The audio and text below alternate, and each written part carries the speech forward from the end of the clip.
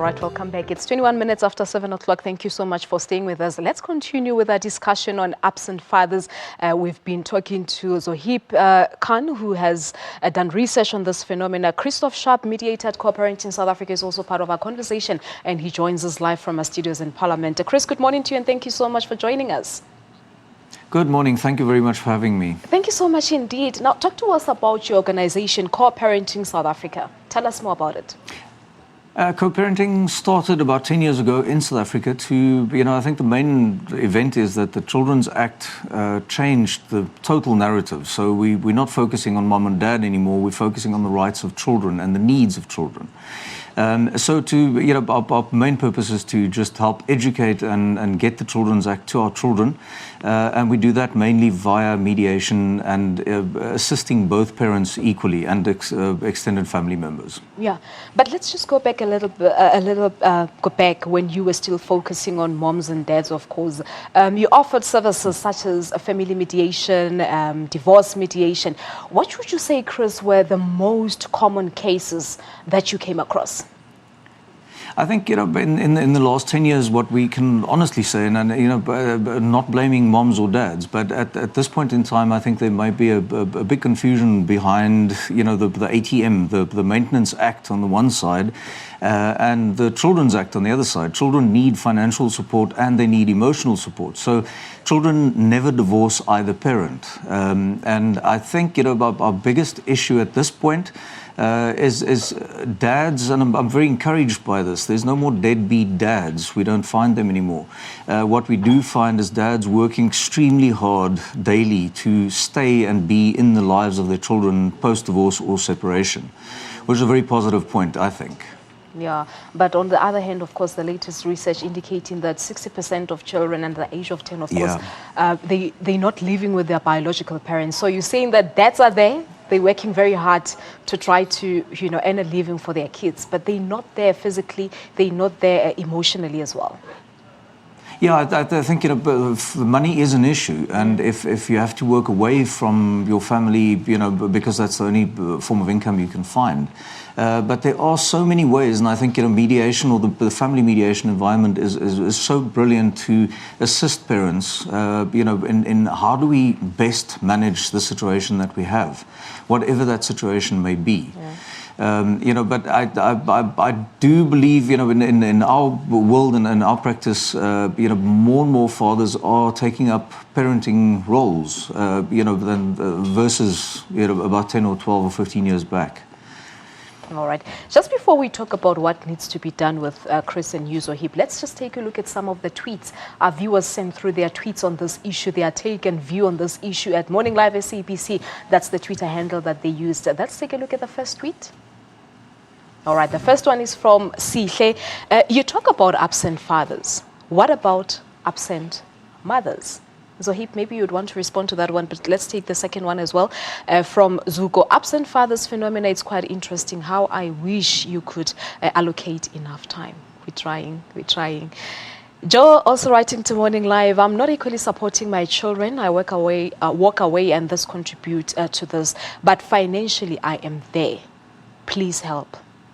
Kahisho Munyadu are writing to Morning Live as well. Stop blaming men for everything that's going wrong. These women use kids as leverage. They love money. Sure, okay.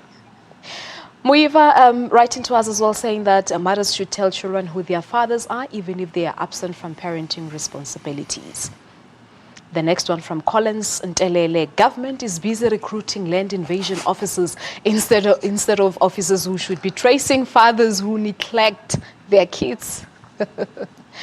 Pamish, it is true, most kids don't even get to spend time with their real fathers. Stepfathers have to take the lead. Real dads become ATM fathers. That's a sad reality. Sia, I think most fathers lack mentorship about responsibility. All right, Kumkanika is writing to us saying that physical absent does not necessarily mean financial absent. Absent fathers phenomena. Nice topic. Thank you so much. All right. So those are some of the tweets that came through this morning at Morning Live. I'm going to come to you, Chris. Let's hear your take on them, Zoheb. A lot to think about there. So just in terms of the first tweet, which was... asking about why the focus on absent fathers, what about the absent mothers? Just statistically, we know that absent fathers is a much bigger phenomenon. So, I mean, we know that about 60% of South African children don't live with biological fathers. But then another statistic which is revealing is only about 3 to 4% of South African children live in households with single fathers, which implies that absent mothers is a much smaller phenomenon in terms of the numbers. So the problem is with absent fathers, basically. Yes. Right. Chris, your take on the tweets? I mean, there is one gentleman who says that I would love to become a responsible father and be there for my children, but I'm actually walking away from home. Help. How do you go about helping such? I think there's many ways that tricky situations or challenging situations can be managed. But I'm sounding like a broken album a bit now.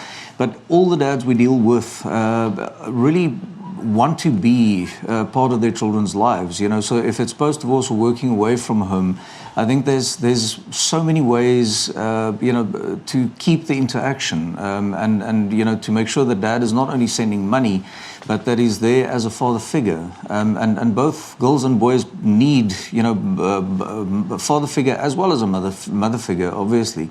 But there are many ways to unchallenge these challenging situations. Yeah, and there's also one that came through, I think it's a gentleman who said that these women are using these kids as leverage. They love money. And another one on my Twitter handle also came through from Thandi Martin saying that there are fathers who don't deserve to be called fathers. They are just sperm donors. Kids suffer all the time. Let's start with you, Zoheb.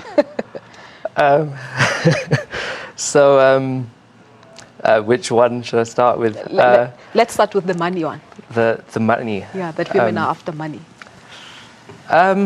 Look, I mean, I'm sure it happens, and that it's, that there are women out there who are only interested in getting money. Yeah, from, we don't know. Men, he might be talking from experience, maybe. I mean, he wouldn't bring such an issue. I'm almost certain that it happens. Yeah.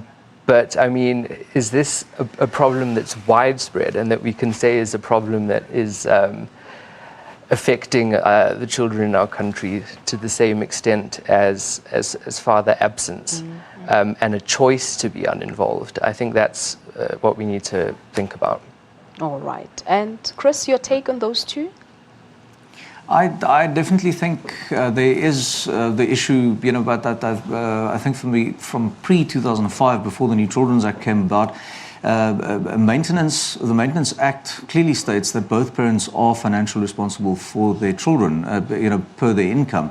And the Children's Act, Section 35, is very clear on frustrating contact between a child and a co-holder of parental responsibilities and rights is a criminal offence.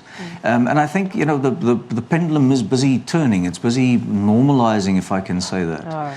But yeah, in terms of the size of the problem, in our realm, we deal with a lot, of moms struggling to get to the maintenance courts, in and out, and not, ever getting the maintenance deserved. Yeah. On that side. And on the other side, we do sadly, see that kids are used as pawns and as sort of a way of extracting money from someone. And it these days goes both from mom and dad's side. Yeah, all right. In conclusion, a quick one, Zoheb. What are the recommendations on this report? What needs to be done going forward to do away with this phenomenon? But I think one of the main things that we need to do is to, like the men in our study, to try and work against the gender norms that say that men are responsible for money and that women are responsible for everything else.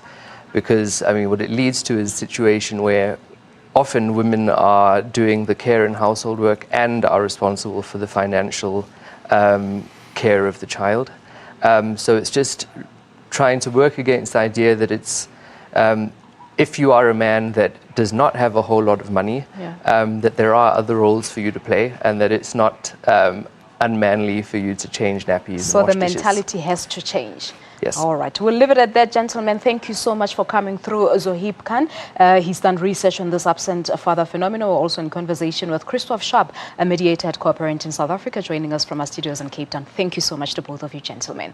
But remember, you can continue sending through your tweets at Morning Live SABC. What is your opinion on absent fathers? It's time for your headlines now. It's just gone 7:30.